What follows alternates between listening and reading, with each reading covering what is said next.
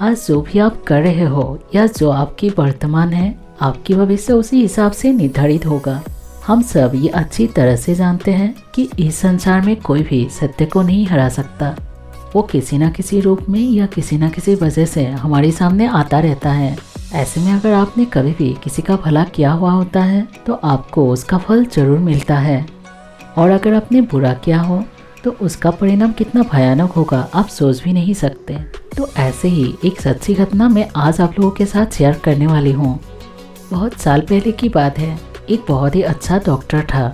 कभी उनको अपने काम से बाहर जाना भी पड़ता था। एक बार वो अपनी वाइफ के साथ शॉपिंग करके घर आ रहे थे। तभी उन्होंने देखा कि रास्ते में काफ़ी भीड़ लगी हुई थी। तो उन्होंने देखने गया तो देखा एक बच्चा जो वहाँ भीख मांगते थे, उसका वहाँ एक्सीडेंट हो गया था और वो बच्चा बहुत ही जख्मी था।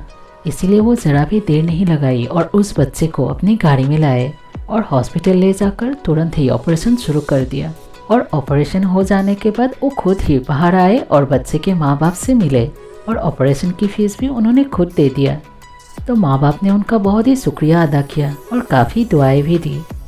और इसके करीब 2-2.5 महीने के बाद उनको काम के सिलसिले में शिमला जाना पड़ा। पर यहाँ शायद तकदीर को कुछ और ही मंजूर था।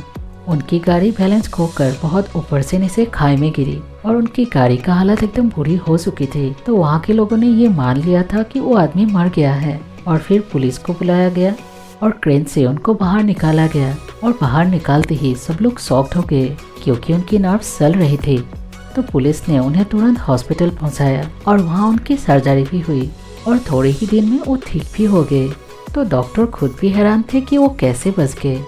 तो आपने देखा सबकी ज़िंदगी में ही दुख लिखी हुई है, पर उस वक्त भी कुछ ऐसी चीज आती है या कुछ ऐसी शक्ति होती है जो आपको वहाँ से बचा लेती है।